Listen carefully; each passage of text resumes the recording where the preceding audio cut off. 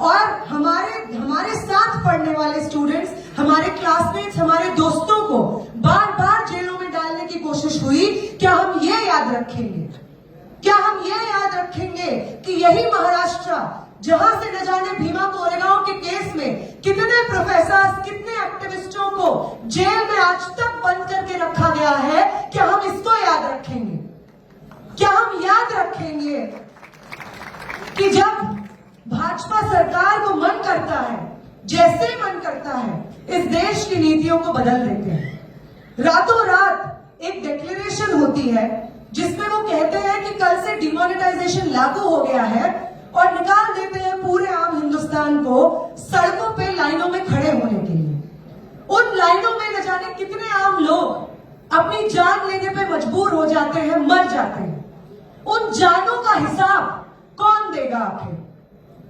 हम देखते हैं 2019 में एक बहुत बड़ा इक्वल सिटीजनशिप का आंदोलन चलता है। उस इक्वल सिटीजनशिप के आंदोलन में जो जामिया के बाहर स्टूडेंट्स प्रोटेस्ट कर रहे होते हैं, उनके ऊपर टीयर गैस शेल्स फायर किए जाते हैं, गोलियां चलाई जाती हैं। और उसके विरोध में जब आम मुस्लिम महिलाएं अलग अलग कोनों में शाहीन बाग स्थापित कर देती हैं, तो उन्हें कहा जाता है कि 500 रुपए में बिकी हुई है ये औरतें। क्या इस जिल्लत को हम याद रखेंगे? क्या हम याद रखेंगे कि जब कोविड का लॉकडाउन लगता है तो जो भारी संख्या में मिसमैनेजमेंट सरकार की तरफ से होता है, उसके बाद जो यमुना में लाशें तैर रही होती हैं और उन लाशों की जवाबदेही जब जर्नलिस्ट और आम जनता सरकार से मांगती है, तो सरकार में बैठे लोग कहते हैं कि कोविड तो अंडर कंट्रोल है, कोई गैर जरूरी मौतें नहीं हुई है कोविड में।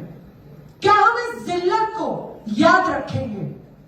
क्या हम याद रखेंगे कि कोविड में रातों रात देश भर के मजदूरों को हजारों किलोमीटर चल करके अपने घर वापस जाने के लिए मजबूर किया था इस सरकार ने? ट्रेनों के नीचे आकर के पटरियों पर आराम कर रहे मजदूर मौत के घाट उतार दिए गए थे। क्या हम याद रखेंगे इस चीज को? क्या हम याद रखेंगे कि महाराष्ट्र में, झारखंड में, असम में हजारों एकड़ के जंगलों को अपने यार अडानी अंबानी के नाम कौड़ियों के भाव में कर दिया था इन लोगों ने? क्या हम इसको याद रखेंगे?